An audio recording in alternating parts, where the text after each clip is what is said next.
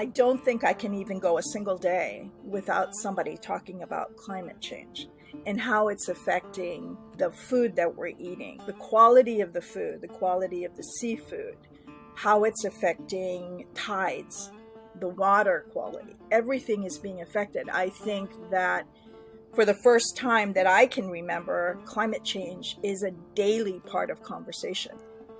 Climate change. Those two words are becoming more present every day, even to those of us who prefer the peace and quiet of a morning on the water or the excitement of a bugle piercing crisp fall air. But we begin to notice that things are a bit off. When wildfires still rage during rifle season, or western rivers have permanent afternoon fishing closures every summer, or when more frequent and more powerful hurricanes continue to ravage waterfowl paradise in the southeast. Something just ain't right, and we know it. Our sporting traditions are threatened in a way we can't ignore, threatened in a way that could severely alter our way of life. So, shall we sit and watch our hunts slide away, our family fishing trips deteriorate into a lesser version of the glory days, and our cherished Octobers and Novembers drift into something we can only reminisce about? That's really not an option. Our option is to get active, use our knowledge, and tell our stories. Tell the world that our sporting lives are worth saving and that there's plenty left worth fighting for. We start now. We start by telling our stories. This is Vanishing Seasons, Climate Chronicles from the Field.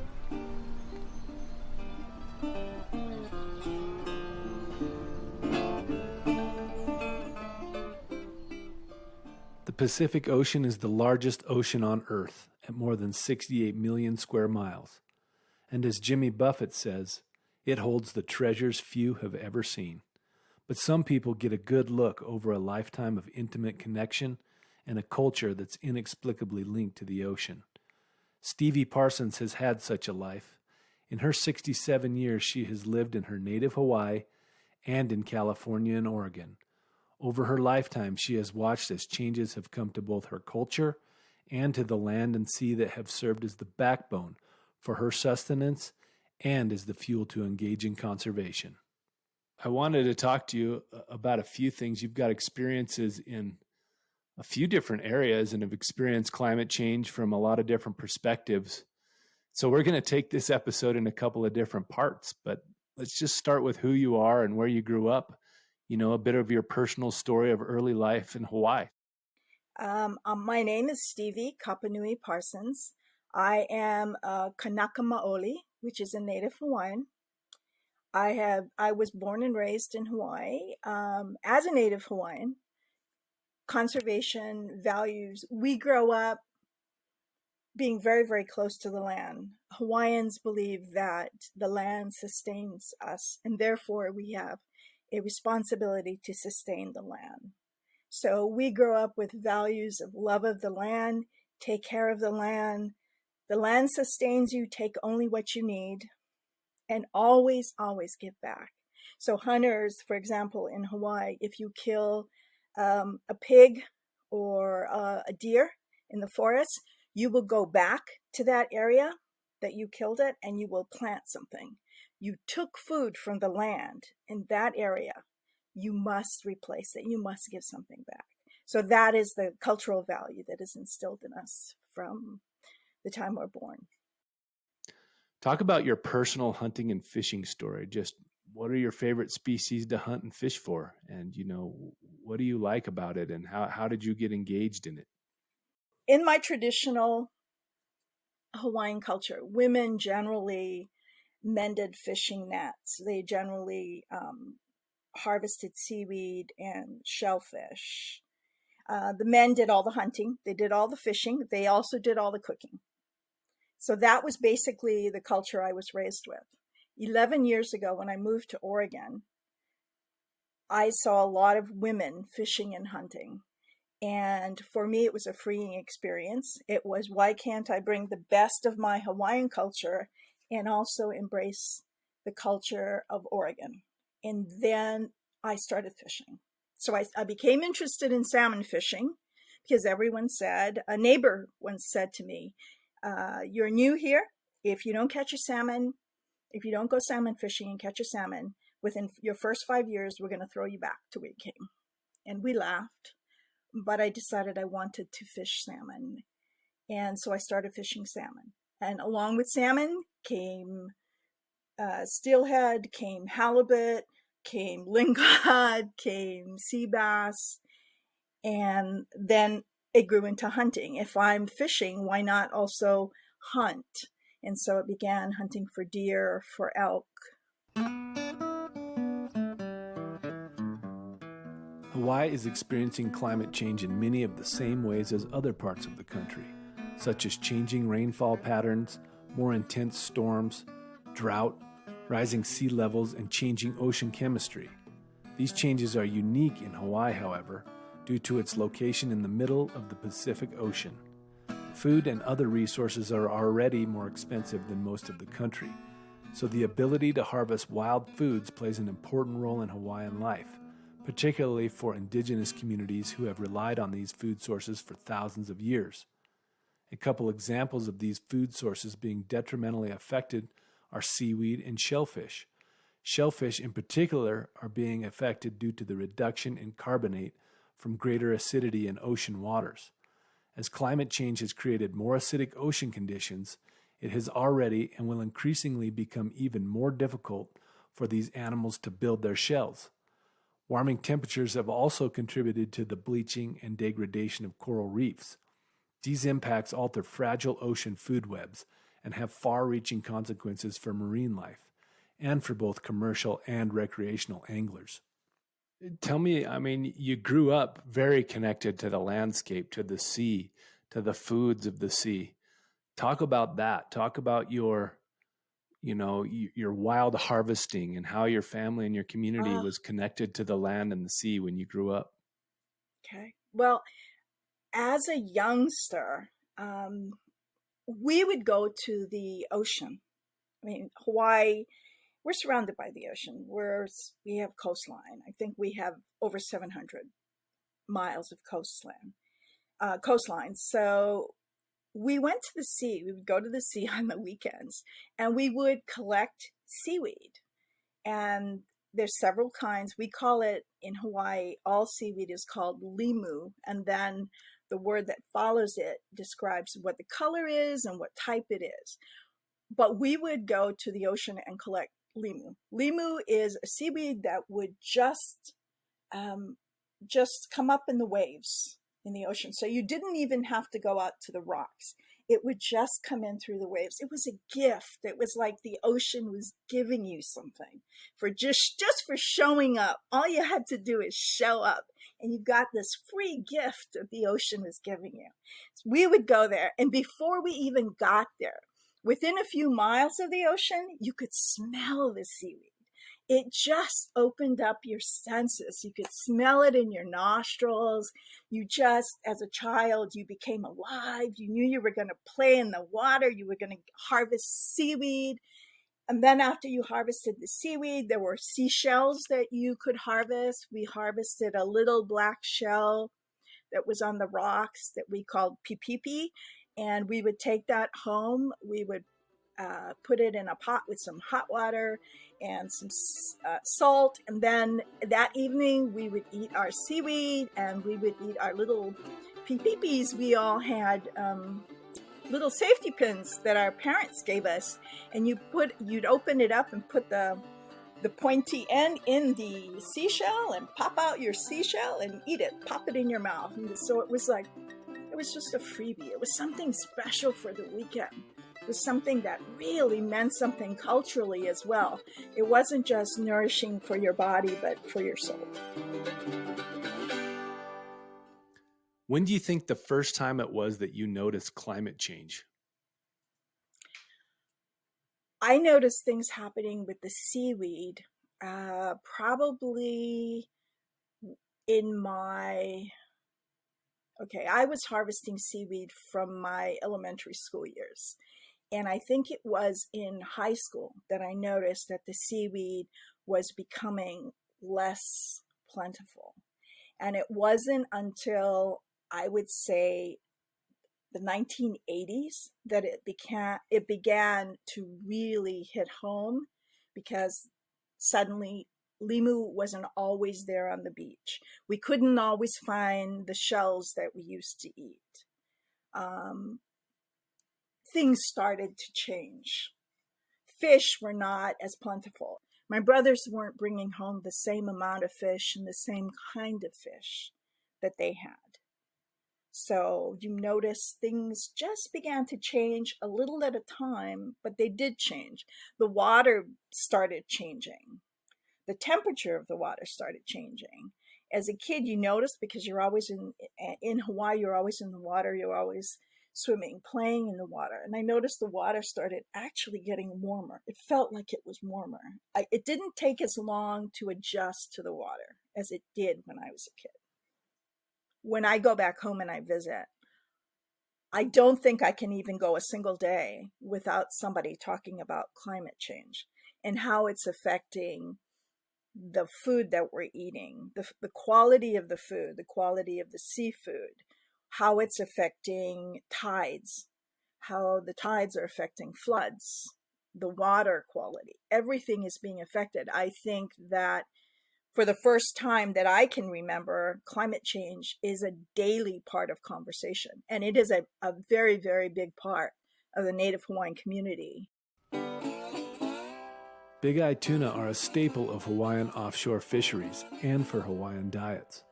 These fish are very sensitive to temperatures for carrying out their life cycles.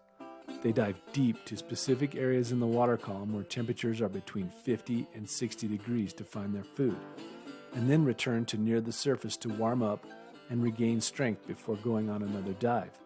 Rising ocean temperatures are altering their patterns and making it a necessity to dive deeper to obtain their prey. This scenario is making it more difficult to catch big-eyed tuna, reducing their body weights and reducing their numbers. Estimates predict 25% less tuna will be caught under current climate change trends. How will the ocean food webs respond to these changes? And what will it mean for Hawaiians and others that rely on these typically abundant fish? If you look into the literature about Hawaii, one of the things you notice when they talk about climate change is the different behavior and the abundance of big-eyed tuna and how it's such a staple for a lot of the Pacific fisheries, commercial fisheries, some of the traditional cultures. Did your family have any experience with big-eyed tuna? Well, my brothers would bring home a lot of it. It was plentiful. And when they couldn't go out fishing, we would go to the docks in Hilo, and you could get them off of the boats. It was available. It was very inexpensive, $2 a pound. And it was just plentiful.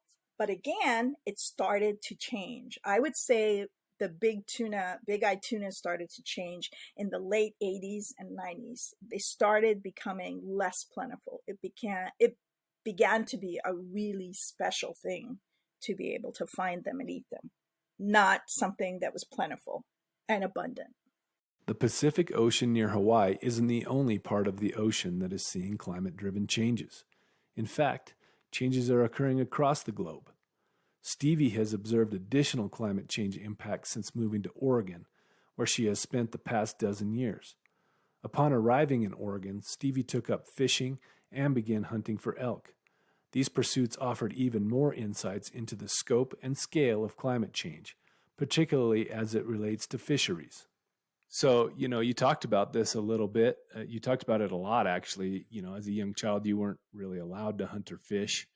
And so as that transformation took place, you moved to Oregon, you started hunting, fishing. Talk about that experience, how that felt. How did that connect you to the land where you moved to?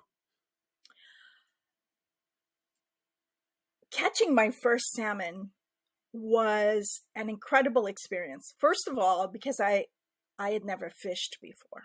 So to go from no fishing to catching salmon it really truly was a life-changing experience. I didn't know how to cast. I did not know how to do things. I didn't know how to cast. I had attended a couple of free seminars on how to catch salmon. I took notes. I read the books. And I talked to the fishing guides about what equipment to get. I went out in the field expecting, and being naive about this, but expecting to be able to catch a salmon. And everyone, the boys around me were laughing at me. They all looked at me like I was crazy, because here was this woman who clearly knew nothing about fishing. Forget about salmon, knew nothing about fishing, and she was casting. And she knew nothing about how to cast. She knew nothing about anything. And they laughed. I mean, they even fell down laughing, seriously, until I reeled my first salmon in. And I think it was luck. And I really also feel it was a connection with the land. I felt really connected. Going out there, I felt connected to the water. Yes, it was Oregon, but I've always been connected to the water. I'm Native Hawaiian. It doesn't matter where the water is. We're connected to the water. The water is such a big part of us. So I already felt connected to the water.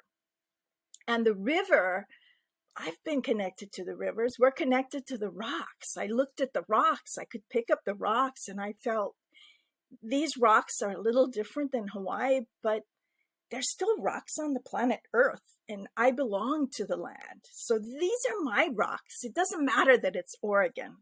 So even though it was a new place and fishing was a new experience, I felt really at home there. I felt it was a spiritual experience. It was a feeling of absolute inner quiet and feeling connected. I could hear the birds. I could hear the water going by. And when I got that salmon, when he bit, I felt him bite. And then, of course, your adrenaline starts pumping, and I'm thinking, I've never reeled in a fish before. How am I going to do this? And this is a big one. And so then I started reeling, and it took some time also because I didn't have a net. I had not thought of a net. I didn't expect, I guess, to catch a fish. And so then you begin to think, and I thought, okay, I've got to reel this in. I'm going to back up on the rocks. And again, there's this moment of panic. What do I do? But I think being so connected, it's the native part of you that says you already know what to do. Don't think. Don't think. Just let your instincts take over. When you start thinking, that's when you make mistakes. That's when you start overthinking or doing the wrong thing. Just relax. In Hawaii, we would say, take it easy, sister. Just relax. Bring that bugger in. You know how to do it. And that's really what went through my mind. And it was like, I could do this in Hawaii. I'm doing this in Oregon, but it still feels like Hawaii. I can do this. And it just happened. The Oregon Department of Fish and Wildlife has taken a key leadership role with regard to responding to and addressing climate change. In 2020, the department adopted a climate and ocean change policy, the first of its kind in the nation. The policy provides a framework for evaluating and adopting practices for managing Oregon's fish, wildlife, and their habitats in the face of climate change. These practices aim to minimize impacts and protect sensitive resources and address things like fish harvest and sustaining their 4 species of salmonids. There is also a Council on Ocean Acidification and Hypoxia in Oregon, of which the Game and Fish Department serves as co-chair. Hypoxia is the depletion of oxygen from living tissue. Nearly all living organisms need ample oxygen to survive. Warming waters, pollutants, and changing ocean currents caused by climate change promote and usher in acidic and low oxygen waters that create tough conditions for sea life. These conditions also mean that fish that thrive in cooler waters must move farther north, and that warmer water species are now being seen in Oregon's typically cooler waters. While Oregon is doing an admirable job of beginning to address the impacts, ocean conditions are changing rapidly, and anglers in particular are seeing the changes with their own eyes.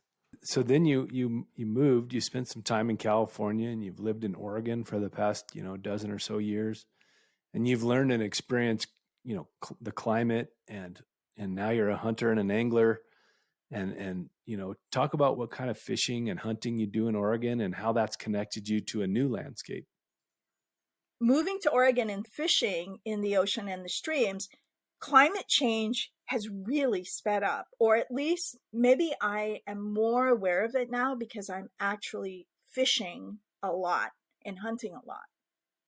So fishing, for example, the bottom fishing, which was like you could go out, you could in your boat, it's in the ocean, you could go out, maybe take a half hour to get to your spot, and then you'd be done fishing. You'd limit out in 5 minutes or 10 minutes and then come back. You get sea bass, gray, gray bass, blue bass, beautiful fish, huge, really delicious, fast, easy. Now you may spend all day getting half of the fish that you got before that was so easy. You with lingcod that was so plentiful, again now is, you'll get lingcod, but they're going to be much smaller. They're not going to be as fat. They're going to be smaller, and it's going to take you longer. It's more a matter of you really have to know where to go for them to get them. And they used to be everywhere. So that's also changed. What about some of the anomalies the fishermen and women are seeing up there? I know there's some unique species that have entered Oregon's waters that aren't typically found there. Can you talk about some of those? Yes. It is crazy. It's crazy here because going out of Ilwaco, I tuna fish as well. So when I tuna fish, I go out of Ilwaco, which is Washington. It's a pier in Washington. It's on the other side of Astoria. And people are coming up with they're catching mahi. They're catching tropical species. They're catching mahi. They're catching bluefin tuna. There's a lot of sharks being caught. Sharks that normally don't live in Oregon that are being caught. And then we also have there is the blooms brought, there's a creature that is called a pyrosome. And a pyrosome is kind of like the Borg of the sea. It looks like a giant windsock. And it floats through the ocean and it eats all of the plankton and krill. So that has appeared here. That I think appeared in the blog 5 years ago. That's the first time it came to Oregon. We have sunfish here. We have fish here that you would only see in Hawaii, and they're more and more a daily occurrence. You can see sunfish whenever you go out in the ocean. They're everywhere. You wouldn't have them normally in Oregon. So there's a really crazy thing that's happening with the water here. Wow, so a lot of these changes you're talking about seeing even in the relatively short time that you've been in Oregon. That's what's scary, is I haven't been here long, and yet I see these changes. During the buoy 10 season on the Columbia River, we're all on boats, everyone's on a boat. Columbia River's really huge, and you'd see schools of anchovies. It was so exciting because you'd be on the boat and suddenly the water around you would just burst into bubbles and just life, where you knew that there were anchovies everywhere. You'd be surrounded by anchovies, schools of them. And if you put a net on, you could have filled your net easily. That hasn't happened in the last 2 years. 2 years now, I have not seen anchovies in the ocean. In the rivers. Whereas before they'd be everywhere. We would laugh. It would be great because you'd see the anchovies coming in, schools of anchovies, and with the anchovies, as soon as they hit, shortly after, you'd see everyone's rods go down because the salmon were following the anchovies, and they'd start hitting the rods, and you could watch the boats in the distance, you could see that the salmon were moving, even though you couldn't see them, because you'd see rods start going off. And you'd go, get ready, it's going to hit us soon, because it would just start to move. Every 2 years, Oregon releases a climate change assessment, as mandated by their state legislature. The latest version was released in January of 2021. It said and updated many things we already know. That Oregon is getting hotter, both the water and the air. Snow is melting sooner, precipitation patterns are changing, and drought is worsening. The same can be said for Hawaii, with hotter and more acidic, less oxygenated oceans, less freshwater availability, and changing ocean currents. Again, things we already know. The science is in. Now it's just a matter of what we do about it. If hunters and anglers want to continue to enjoy our treasured resources, we need to incite the changes we want to see. We can do that by promoting habitat connectivity and restoration, using less energy and reducing our emissions, and most importantly, by advocating for these actions whenever they arise in our legislatures, at the voting booth, or by administrative policy. Oregon and Hawaii are both unique, amazing places that have evolved for millennia to support a fantastic array of fish and wildlife. The sporting community is lucky to be able to utilize the incredible resources these lands and waters provide. And it's our obligation to ensure that future hunters and anglers have the best possible chance to experience these same unique resources. Well, Stevie, what's your hope for the future? I would like more people to embrace the idea that that climate and science is real, because I think that's half the battle. You still have a lot of people fighting against change, and that's because they don't believe in it. And I think if more people could believe in it, believe your eyes, what's happening, believe what's happening. And then once you see it, once you open your eyes and you can actually see it, start making a difference. Start helping. If you fish in rivers, go and help. Go help clean the river. Do that. Go help volunteer to help the hatcheries put smolts. Become active. Fight global change. Show up for your town halls. Talk about salmon. I always do. When I know my senator is coming, I'm always there. And, people are taught, you always, if you're lucky enough to be chosen, you talk about what you want. I always talk for salmon. I always stand up and speak for salmon. It's for salmon and for elk and deer. And I speak for the animals that can't speak for themselves. If you fish and you hunt, I think you got a responsibility to them. You owe it to them to help them. Go do that. Do something. Don't just sit on your hands and don't complain or not believe. Go out. Become a warrior, man. Become a climate warrior. Do everything you can to fight it, to help the species, help the planet. Do something. That's what I want to see. This is Aaron Kindle, and this has been Vanishing Seasons, Climate Chronicles from the Field. Original music written and performed by Keenan Koppel. Audio production by Dave Waldron. Writing by Aaron Kindle. Thanks goes out to Stevie Parsons for sharing her stories and wisdom. Ask yourself today what you can do to help mitigate the impacts of climate change, what you will do to ensure future seasons, how you can demand that our decision makers take action right now to address our changing climate, and then set out tomorrow to get moving. Our sporting lives depend on it. For more information, visit nwf.org/GameChanger. This has been a production of NWF Outdoors.